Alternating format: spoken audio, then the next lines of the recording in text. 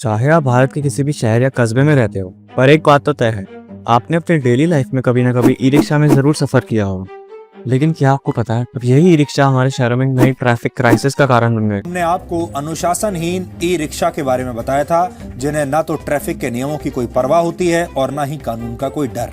तो चलिए जानते हैं कि कैसे आज ई रिक्शा के ओवर पॉपुलेशन ने हमारे रोड्स और हमारी जिंदगी को अफेक्ट करना शुरू कर दिया है। पिछले 10 साल में भारत का ट्रांसपोर्टेशन सिस्टम एक जबरदस्त ट्रांजिशन से गुजरा है। आज के दिन भारत में अराउंड 15 लाख ई रिक्शा है, और ये तो सिर्फ वो नंबर है जो कि रजिस्टर्ड है।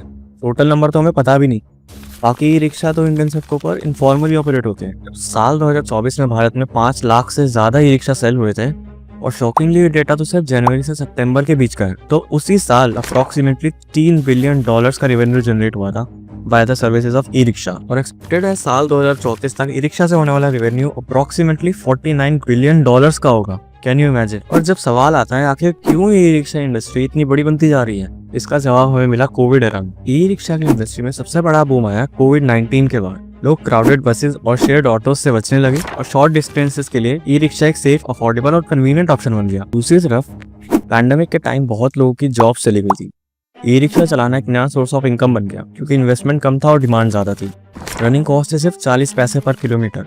वहीं दूसरी आईसी व्हीकल्स की कॉस्ट आती थी 2.1 to 2.3 rupees per kilometre. Urban areas में लोगों को रोजगार चाहिए था, ई रिक्शा एक सेल्फ एम्प्लॉयमेंट का ऑप्शन बन गया, स्पेशली रूरल माइग्रेंट्स के लिए। और सिर्फ दिल्ली या लखनऊ नहीं, पूरे भारत में लाखों लोगों को इससे रोजगार मिला। एक एस्टिमेट के अकॉर्डिंग कोविड-19 के बाद 5 से 6 लाख लोग डायरेक्टली ई रिक्शा चलाकर एम्प्लॉयड हुए, और 10 से 12 लाख लोग इनडायरेक्टली इस इंडस्ट्री से जुड़े, जैसे battery charging station, repairs, rentals और फाइनेंसिंग सर्विसेज के थ्रू।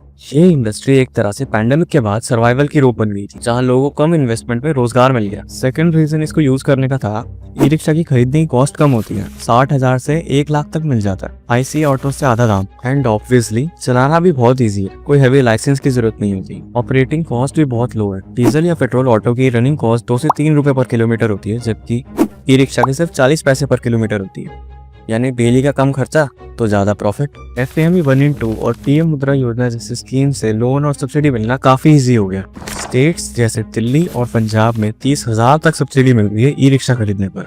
अब कुछ NBFCs और बैंक्स सिंपल लोन दे रहे हैं विदाउट एनी हेवी डॉक्यूमेंट्स, और काफी ड्राइवर्स तो ई रिक्शा रेंट करके चलाते हैं, उन्हें खरीदने की जरूरत भी नहीं। जॉब अपॉर्चुनिटीज इन सिटीज, जैसा कि मैंने बताया, अर्बन एरियाज में लोगों को रोजगार चाहिए था, और ई रिक्शा सेल्फ एम्प्लॉयमेंट का ऑप्शन बन गया, स्पेशली रूरल माइग्रेंट्स के लिए। फ्लेक्सिबल टाइमिंग एंड कंट्रोल, अपने हिसाब से काम कर सकते हैं, कोई फिक्स ड्यूटी आवर्स नहीं, ज्यादा पैसेंजर्स मिलने पर ज्यादा कमाई। लेकिन यहाँ शुरू होती है असली दिक्कत। जब हर गली, हर नुक्कड़, हर चौक पर ई रिक्शा दिखने लगे, तब शुरू हुआ अर्बन कियोस्क का नया चैप्टर। बिना प्रॉपर प्लानिंग के, बिना पार्किंग जोन्स के और बिना स्ट्रिक्ट रेगुलेशंस के ई रिक्शा का अनकंट्रोल्ड ग्रोथ ट्रैफिक का सबसे बड़ा कल्प्रिट बन चुका है। आप सोचिए, 3 से 4 ई रिक्शा एक जगह खड़े हो जाए और पैसेंजर का वेट करते हुए रोड के बीच में रुक जाए, ये पूरा ट्रैफिक फ्लो ही रुक जाएगा। दिल्ली जैसे शहर में जहां हर रोड ऑलरेडी ओवरलोडेड है, वहां ई रिक्शा ने ट्रैफिक प्रॉब्लम्स को और कॉम्प्लेक्स बना दिया है। एक रिपोर्ट के मुताबिक दिल्ली में चलने वाले 40% से ज्यादा ई रिक्शा अनरजिस्टर्ड है, मतलब ना तो उनके पास प्रॉपर लाइसेंस है, ना ही अकाउंटेबिलिटी।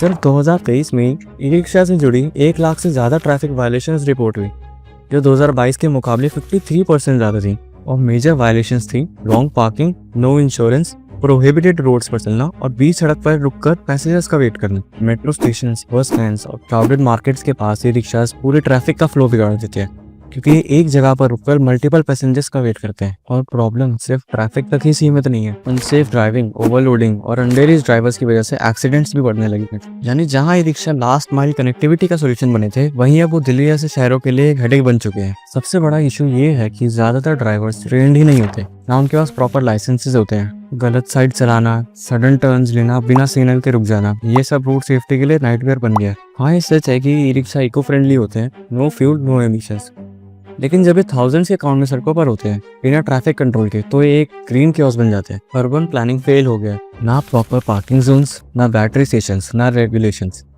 प्लानिंग के बिना हर सस्टेनेबल चीज अनसस्टेनेबल हो जाती है, और अब ई रिक्शा के साथ भी वही हो रहा है। और ये सिर्फ दिल्ली की बात नहीं है। अमृतसर 50,000 से ज्यादा ई रिक्शा है रोड पर, लेकिन सिर्फ 8,000 ही रजिस्टर्ड है।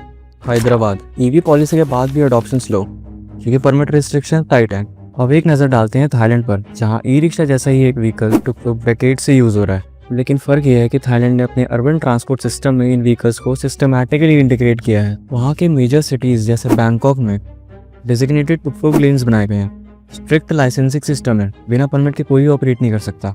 लिमिटेड नंबर्स, एक एरिया में सिर्फ फिक्स क्वांटिटी में टुक-टुक्स ही अलाउड है।